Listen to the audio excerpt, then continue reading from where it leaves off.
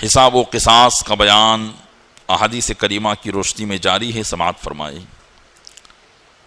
وعن ابی سعید الخدری انہ اتی رسول اللہ صلی اللہ علیہ وسلم فقال اخبرنی من یقوی علی القیام یوم القیامۃ الذی قال اللہ عز وجل یوم یقوم الناس لرب العالمین۔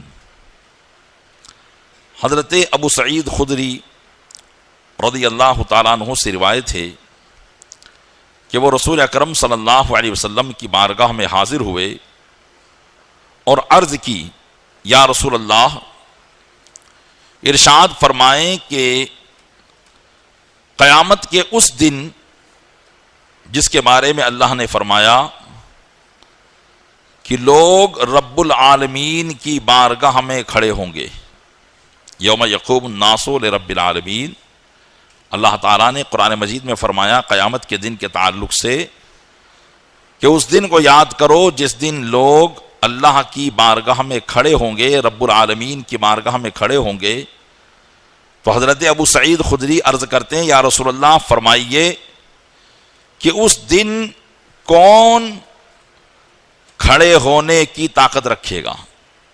من یقوی علی القیام یوم القیامہ، اس لیے کہ وہ دن 50,000 سال کا دن ہوگا، جیسا کہ دوسری آیت میں اللہ نے ارشاد فرمایا ہے کہ اس کی مقدار 50,000 سنہ، 50,000 سال اس کی مقدار ہے۔ تو کون طاقت رکھے گا؟ کیونکہ ایک بندے کی طاقت اتنی نہیں ہو سکتی کہ وہ اتنی مدت کھڑا رہ سکے۔ تو انہوں نے یہ سوال کیا، فقال یخفف علی المؤمن حتی یکون علیہ کالصلاۃ المکتوبہ۔ تو آقا علیہ السلام نے ارشاد فرمایا کہ قیامت کا دن مسلمانوں پر ہلکا کر دیا جائے گا، یہاں تک کہ اس پر ایک فرض نماز کی طرح ہوگا۔ یعنی جتنا وقت ایک فرض نماز کی ادائیگی میں لگتا ہے اتنا ہی وقت اسے محسوس ہوگا۔ علماء اس حدیث کی تشریح میں ارشاد فرماتے ہیں کہ سختی اور نرمی کے اعتبار سے دن کی لمبائی اور کمی محسوس ہوتی ہے۔ اگر بندہ آرام سے زندگی گزارتا ہے تو بہت زمانہ بھی اسے تھوڑا نظر آتا ہے، اور اگر تکلیف میں ہوتا ہے تو تھوڑا وقت بھی اسے طویل محسوس ہوتا ہے، لمبا محسوس ہوتا ہے۔ جس کی مثال آپ دنیا میں بھی لے سکتے ہو کہ دنیا کے اندر اگر ہم پر کوئی مصیبت، کوئی تکلیف آ جائے تو ظاہر سی بات ہے کہ وہ مصیبت کے دن جلدی نہیں گزرتے، لیکن آرام کے دن بہت جلدی گزر جایا کرتے ہیں۔ تو کافر اس دن سختی میں ہوگا اور اللہ تبارک و تعالی کا اس پر غضب ہوگا، تو اس کو یہ دن 50,000 سال کی طرح محسوس ہوگا۔ لیکن مومن، متقین، پرہیزگار جو آج بھی اللہ کی عبادت کرتے ہیں اور اللہ پر ایمان رکھتے ہیں، وہ چونکہ اس دن اللہ کی عرش کے سائے کے تلے ہوں گے، تو لہذا وہ نعمتوں میں ہوں گے، تو وہ ان کو وہ دن ایسا محسوس ہوگا جیسے فرض نماز پڑھنے میں جو وقت محسوس ہوتا ہے۔ علماء فرماتے ہیں کہ یہاں فرض نماز کو خاص کیا گیا، حالانکہ نفل بھی پڑھی جاتی ہے، سنتیں بھی پڑھی جاتی ہے۔ تو فرماتے ہیں اس میں حکمت یہ ہے کہ فرض نماز بنسبت نفل کے زیادہ آسان ہے، اس لیے کہ فرض کی صرف 2 رکعات میں سورت ملانا واجب ہے، جبکہ آخری 2 رکعات میں سورت ملانا واجب نہیں ہے۔ اور جبکہ اگر 4 سنتیں پڑھی جائے تو ہر رکعت میں سورہ فاتحہ کے ساتھ سورت ملانا واجب ہے۔ تو اس لیے یہ وقت جو فرض کا ہے یہ بنسبت سنت اور نفل کے کم ہوتا ہے، اس وجہ سے فرض کی مثال دی گئی کہ ایسا محسوس ہوگا جیسے اس نے ابھی فرض نماز ادا کی ہے۔ تو پیارے اسلامی بھائیوں، اسی وجہ سے نماز کی خاص تخصیص کی گئی کہ بندہ نماز کی عادت ڈالے، کہ یقیناً جس کی نماز کی عادت ہوگی تو وہ نماز کے اعتبار سے ہی بات کرتا ہے۔ جیسے مثال کے طور پر اگر ہم دنیا میں ہیں اور دنیا میں رہتے ہیں تو دنیا کی ہم جب بات کرتے ہیں اور ہماری نماز کی عادت نہیں ہے تو ہم اگر کسی کو وقت دیتے ہیں تو کہتے ہیں 2 بجے آنا، 6 بجے آنا، شام کو آ جانا، لیکن ایک نمازی آدمی ہوتا ہے تو وہ یوں کہتا ہے کہ میں ظہر بعد ملاقات کروں گا، عصر سے پہلے ملاقات کروں گا، مغرب کی نماز میں آپ سے مل لیتا ہوں۔ جب ایک نمازی آدمی ہوتا ہے تو اس کی یہی عادت بنی ہوئی ہوتی ہے، تو قیامت کے دن بھی اس کی یہی عادت بنی ہوئی ہوگی۔ اس لیے اس کو یہی محسوس ہوگا کہ ابھی تو ایک نماز کا وقت ہی گزرا ہے اور قیامت کا دن ختم ہو چکا ہے۔ ایک اور حدیث حضرت ابو سعید خدری ہی سے روایت ہے۔ یہ روایت تو خود حضرت ابو سعید کا سوال تھا، یہ خود انہوں نے پوچھا، لیکن ایک دوسری روایت وعنہ قال سئل رسول اللہ صلی اللہ علیہ وسلم عن یوم کان مقدارہ 50,000 سنہ ما طول هذا اليوم فقال والذي نفسي بيده انه لا يخفف على المؤمن حتى يكون اهون عليه من الصلاة المكتوبة يصليها في الدنيا۔ حضرت ابو سعید خدری سے روایت ہے، انہوں نے کہا کہ میں ایک مرتبہ رسول اکرم کی بارگاہ میں حاضر تھا تو آپ سے سوال کیا گیا، پوچھا گیا اس دن کے بارے میں جس کی مقدار 50,000 سال ہے۔ تو یہ پوچھا گیا کہ ما طول هذا اليوم، تعجب کے ساتھ، یعنی اس دن کی کتنی طوالت ہے، کتنی لمبائی ہے؟ تو آقا علیہ السلام نے فرمایا قسم اس ذات کی جس کے قبضے قدرت میں میری جان ہے، وہ دن ضرور مسلمانوں پر اتنا آسان کر دیا جائے گا کہ ایک فرض نماز سے بھی زیادہ آسان ہوگا جس کو وہ دنیا میں ادا کرتا ہے۔ تو پیارے اسلامی بھائیو، یقیناً نماز کتنی اہمیت کی حامل ہے اس سے ہمیں اس بات کا اندازہ لگانا چاہیے۔ لیکن ایک دوسرا پوائنٹ اور دوسرا نقطہ یہاں جو نظر آتا ہے وہ یہ ہے کہ اللہ عز و جل کی بارگاہ میں کھڑا ہونا ہے۔ انہوں نے سوال کیا من یقوی علی القیام یوم القیامہ، کہ کون اس دن اللہ کی بارگاہ میں کھڑے ہونے پر قادر ہوگا، کون کھڑے ہونے کی قوت رکھے گا۔ قرآن کریم نے متعدد مقامات پر اللہ کی بارگاہ میں کھڑے ہونے کو یاد دلایا ہے، متعدد مقامات پر اللہ کی بارگاہ میں کھڑے ہونے کو یاد دلایا۔ کہیں فرمایا کہ وَلِمَنْ خَافَ مَقَامَ رَبِّهِ جَنَّتَانِ، اور اس کے لیے جو اپنے رب کی بارگاہ میں کھڑے ہونے سے ڈر گیا 2 باغات ہیں۔ اللہ تبارک و تعالیٰ نے فرمایا اور اس کے لیے جو اپنے رب کی بارگاہ میں کھڑے ہونے سے ڈر گیا 2 باغات ہیں۔ تو پتا چلا کہ اللہ عز و جل نے بار بار اپنی بارگاہ میں کھڑے ہونے کا ذکر کیا ہے۔ تو یہ کیوں کیا؟ تاکہ بندہ اللہ کی بارگاہ میں کھڑے ہونے کا تصور جب دنیا میں کرے گا تو یقیناً وہ گناہوں سے دور ہو جائے گا۔ آپ نے کل گزشتہ حضرت سلیمان علی نبینا و علیہ الصلوۃ والتسلیم کے واقعے کو سماعت کیا۔ اللہ تبارک و تعالیٰ نے ان کو ایسی بادشاہت عطا فرمائی تھی کہ نہ صرف انسانوں پر بلکہ جنات بھی آپ کی رعایا تھی اور جانوروں پر بھی آپ کی حکومت تھی۔ چرندے پرندے یہ سب آپ کی بارگاہ میں حاضر ہوا کرتے تھے۔ ظاہری حکومت، باطنی حکومت تو تمام پر ابھی بھی انبیاء کرام کی ہوا کرتی ہے، بالخصوص ہمارے آقا صلی اللہ علیہ وسلم کی۔ لیکن ظاہری حکومت کہ جو بالکل جیسے ایک انسان اپنے کسی معاملے کے لیے بادشاہ کے پاس جاتا ہے یا اگر کوئی غلطی کر لیتا ہے تو بادشاہ اس کو سزا دیتا ہے، تو ایسی حکومت اللہ تعالیٰ نے حضرت سلیمان علی نبینا علیہ الصلوۃ والتسلیم کو عطا فرمائی تھی۔ ایک مرتبہ حضرت سلیمان علی نبینا علیہ الصلوۃ والتسلیم نے پرندوں کا جائزہ لیا تو ایک پرندہ جس کا نام ہدہد تھا وہ وہاں موجود نہیں تھا. تو آپ نے کہا مالیا لا ار الہدہد ام کانا من الغائبین، کیا ہوا کہ میں ہدہد کو نہیں دیکھتا، کیا وہ غائب ہو گیا ہے؟ لو عذبنہ او لعذبحنہ، فرمایا کہ اگر وہ آئے گا تو میں ضرور اس کو عذاب دوں گا، سزا دوں گا، ضرور اس کو سزا دوں گا، یا پھر وہ کوئی اچھی خبر لے کر آئے.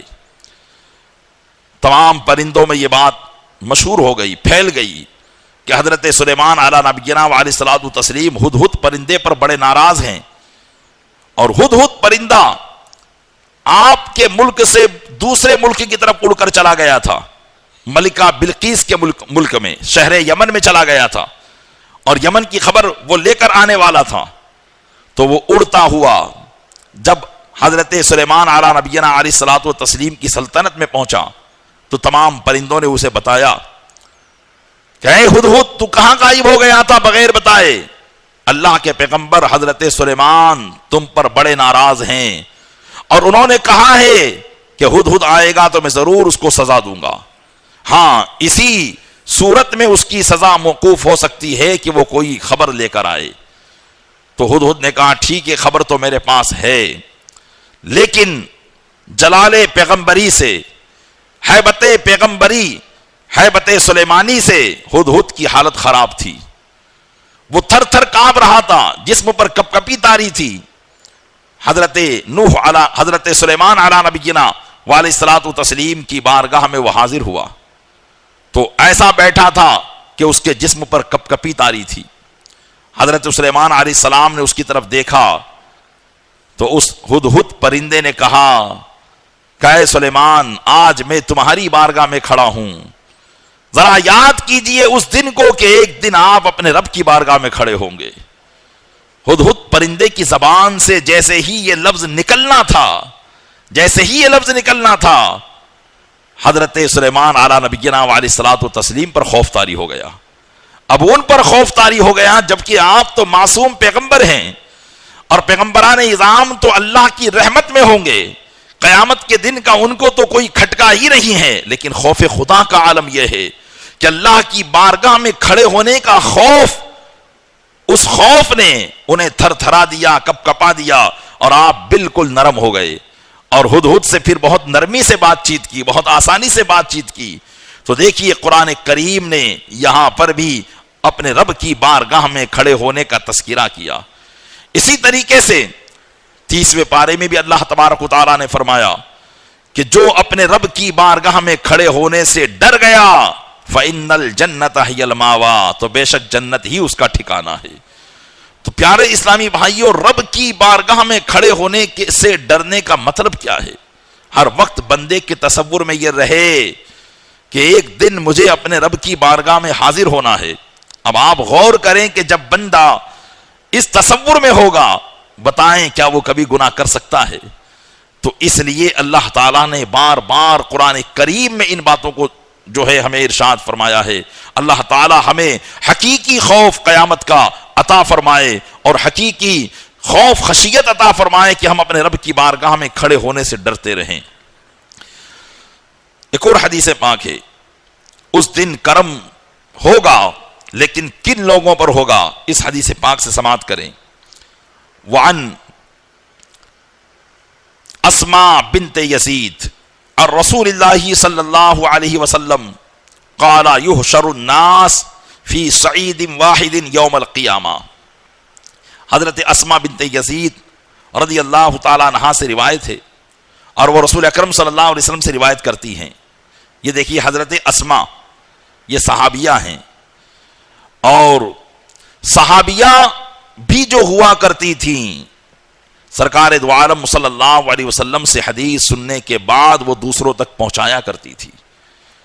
کئی صحابیہ ایسی ہوئی ہے کہ جنہوں نے دور صحابہ میں دین کی بہت خدمت انجام دی ہے، اور ان میں بالخصوص ام المومنین حضرت عائشہ صدیقہ رضی اللہ تعالیٰ عنہا کی ذات ہے. ان کی ذات ایسی ذات تھی کہ بڑے بڑے صحابہ آپ کی بارگاہ میں آتے تھے اور پردے کے پیچھے سے سوال کیا کرتے تھے، حضرت ام المومنین انہیں جواب دیا کرتی تھی. حضرت عائشہ صدیقہ رضی اللہ تعالیٰ عنہا کا یہ معاملہ تھا۔ پیارے اسلامی بھائیوں، تو یقیناً گھر کی اسلامی بہنیں شریعت مطہرہ سے واقف ہوں اور دوسروں تک ان باتوں کو پہنچائیں، تو یہ یقیناً صحابیہ کی سنت کریمہ ہے کہ دیکھیے حدیثیں جس طریقے سے صحابہ نے روایت کی ہے اسی طریقے سے حدیثوں کو صحابیہ نے بھی روایت کیا ہے۔ لیکن آج ہمارے گھر کے حالات یہ ہیں کہ حدیث تو دور کی بات ہے، قرآن بھی ان کو صحیح پڑھنا آتا نہیں، شریعت کے مسائل وہ جانتی نہیں ہے۔ اس لیے کوشش کرنا چاہیے کہ کم از کم گھر کی اسلامی بہنوں کو، ہماری بچیوں کو اتنا علم تو ہم دیں کہ وہ اپنی زندگی اور اپنے بچوں کی زندگی شریعت مطہرہ کے مطابق گزار سکے۔ کن باتوں سے اللہ راضی ہوتا ہے اور کن سے ناراض ہوتا ہے، ان باتوں کی طرف وہ اپنے بچوں کی توجہ دلا سکے۔ اللہ تعالی ہمارے گھر کا ماحول ایسا فرمائے۔ تو حضرت اسماء بنت یزید یہ کہتی ہیں رسول اللہ صلی اللہ علیہ وسلم سے روایت کر کے کہ آقا علیہ السلام نے فرمایا، لوگ ایک چٹیل میدان میں جمع کر دیے جائیں گے۔ ایک چٹیل سعید کہتے ہیں ایک ایسا میدان جو بالکل سیدھا ہو۔ فرمایا فی سعید واحد، ایک چٹیل میدان میں لوگ جمع کر دیے جائیں گے۔ جیسا کہ پہلے بھی بتایا تھا کہ یہ میدان قیامت کے دن جو میدان قیامت اور میدان محشر ہوگا وہ یا تو یمن ہوگا یا ملک شام ہوگا، یا عرفہ کی روایت بھی آئی ہے کہ میدان عرفات ہوگا۔ فَيُنَادِي مُنَادٍ فَيَقُولُ أَيْنَ الَّذِينَ كَانَتْ تَتَجَافَى جُنُوبُهُمْ عَنِ الْمَضَاجِعِ۔ تو قیامت کے دن سب سے پہلے تو کافروں کو الگ کیا جائے گا۔ وَامْتَازُوا الْيَوْمَ أَيُّهَا الْمُجْرِمُونَ، اللہ تعالیٰ ارشاد فرمائے گا سب سے پہلے کہ اے مجرموں آج کے دن الگ ہو جاؤ۔ تو پہلے کافرین مومنین سے الگ ہو جائیں گے، پھر مومنین سے منافقین کو الگ کیا جائے گا۔ اور منافقین کو الگ کیسے کیا جائے گا؟ سجدہ کرا کر، کہ جو خالص مومن ہوگا وہ سجدہ کرنے میں کامیاب ہو جائے گا، اور جو منافق ہوگا اس کی پیٹھ کو تانبے کی کر دی جائے گی اور وہ سجدہ نہیں کر پائے گا۔ تو اب اس کو الگ کر دیا جائے گا۔ اب صرف خالص مومنین ہوں گے، لیکن مومنین میں گناہگار بھی ہوں گے، نیکوکار بھی ہوں گے۔ تو اب حساب کی آسانی کے لیے اللہ تبارک و تعالیٰ ان لوگوں کو جو دنیا میں اللہ کو یاد رکھتے ہیں، ایک منادی اللہ کی طرف سے یہ ندا دے گا۔ آقا فرماتے ہیں فیقول، تو وہ کہے گا این الذین کانت تتجافی جنوبہم عن المضاجع، کہاں ہیں وہ لوگ جن کی کروٹیں ان کے بستروں سے الگ ہو جایا کرتی تھی، یعنی جو رات میں اپنے بستروں سے اللہ کی یاد کے لیے اڑ جایا کرتے تھے۔ وہ اس وقت عبادت کیا کرتے تھے جب لوگ میٹھی نیند سو رہا کرتے تھے اور غفلت میں ہوا کرتے تھے، اس وقت میں وہ اللہ کی عبادت کیا کرتے تھے۔ تو پیارے اسلامی بھائی، علماء فرماتے ہیں کہ اس سے مراد تہجد کی نماز ہے، کہ جو لوگ تہجد گزار ہوں گے ان کے لیے ایک خاص اعلان ہوگا کہ وہ لوگ الگ ہو جائیں، اس لیے کہ ان سے حساب کتاب کا معاملہ بہت آسان ہوگا، ان کو اس جماعت میں سے الگ کر لیا جائے گا۔ لیکن آقا علیہ السلام فرماتے ہیں فَيَقُومُونَ وَهُمْ قَلِيلٌ، آقا علیہ السلام فرماتے ہیں وہ کھڑے ہوں گے، جو لوگ تہجد گزار ہوں گے وہ کھڑے ہو جائیں گے، لیکن وہ بہت تھوڑے ہوں گے۔ عمومی لوگوں کی تعداد کی مقدار، ان کی مقدار بہت کم ہوگی، بہت تھوڑے ہوں گے۔ فَيَدْخُلُونَ الْجَنَّةَ بِغَيْرِ حساب، تو وہ بغیر حساب کے جنت میں داخل ہو جائیں گے۔ اللہ تبارک و تعالیٰ ان کو بغیر حساب کے جنت میں داخل فرما دے گا۔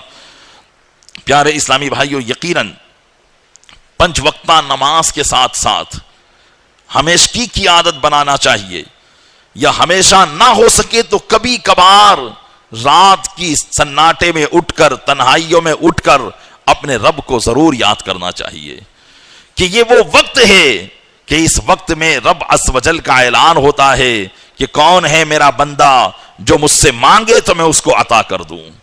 یہ وہ وقت ہوتا ہے۔ یقیناً پیارے اسلامی بھائیوں، اس وقت کی لذت جسے حاصل ہو جائے وہ انشاءاللہ تبارک و تعالی اس وقت کو کبھی قضا نہیں کرے گا۔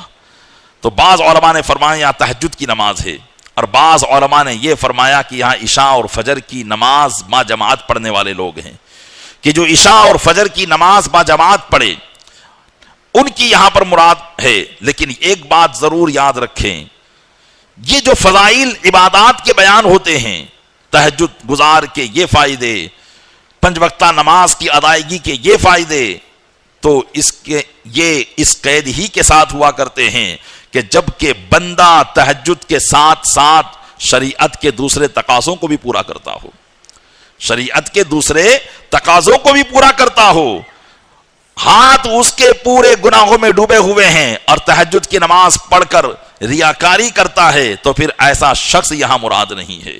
ایک واقعہ آپ کو میں بتا دوں جو خود میرے ساتھ ہوا۔